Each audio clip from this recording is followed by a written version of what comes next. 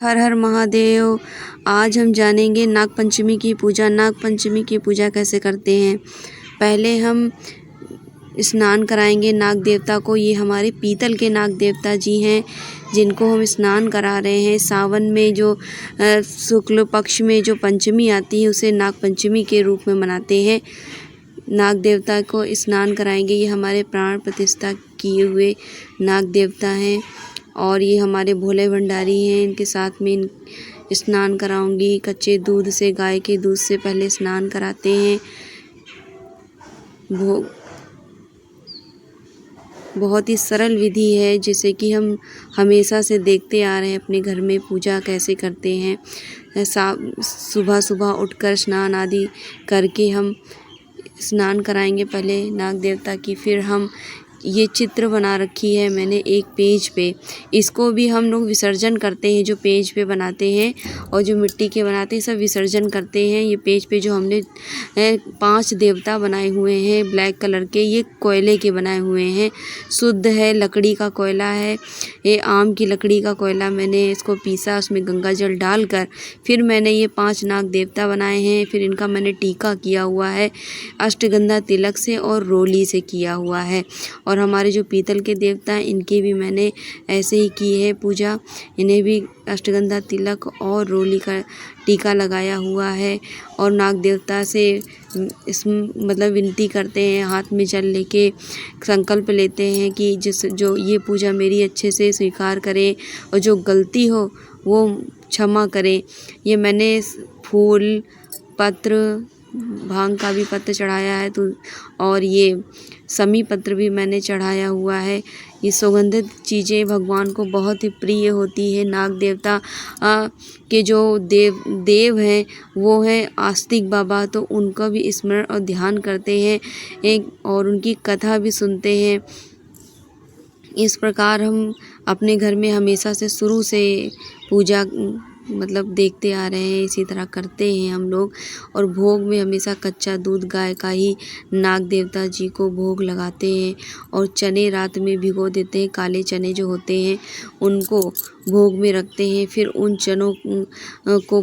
चनों का और दूध का भोग लगाते हैं और नाग देवता जी से विनती करते हैं कि हे नाग देवता हमारी पूजा स्वीकार करें। हे आस्तिक बाबा हमारी पूजा स्वीकार करें। मुझसे जो गलती हो गई हो मुझे क्षमा करें। नाग पंचमी के दिन कहते हैं जिसके ऊपर नाग सर्प दोष होता है, वो चांदी के नाग नागिन का जोड़ा बनवा के उनकी पूजा करें और फिर वो दान दे दे मंदिर में भोले बाबा के, तो नाग सर्प जो दोष होता है वो हट जाता है उस दिन नाग पंचमी के दिन। ये भोले भंडारी हमारे महादेव हैं। इनकी पूजा मैंने पीले फूल बहुत ही पसंद है श्री हरि को भी और श्री महादेव जी को भी।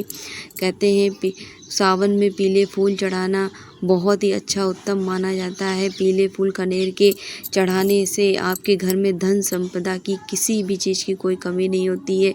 लक्ष्मी नारायण को भी बहुत ही ज़्यादा पीले रंग की चीज़ और पीले फूल बहुत ही पसंद है। और उसके बाद हम कथा पढ़ेंगे नाग पंचमी की। ये आस्तिक बाबा की कहते हैं कि नाग पंचमी के दिन भोले बाबा के मंदिर में जाकर अगर आप एक समी पत्र चढ़ा हुआ उसको घर लाते हैं और उसको मेन गेट पे कलावा से बांध देते हैं तो आपके घर में आस्तिक बाबा का ध्यान करते हुए तो आपके घर में कभी भी सांप नहीं आएंगे, कभी भी नहीं आएंगे सांप। और हाथ में कहते हैं फूल लेके दक्षिणा लेके और या फिर अक्षत लेके कथा को पढ़ते हैं, उनका ध्यान और स्मरण करते हैं। हमने गाय का घी के घी का दिया जलाया है और उसके बाद मैंने इस समय मैं कथा पढ़ रही हूँ। कथा समाप्त होने के बाद मैं उनको नाग देवता जी को चम्मच से भोग लगाएंगे दूध का और फिर भोग लगाएंगे चने का। और जो गलती भी हो गई हो उससे क्षमा मांगेंगे।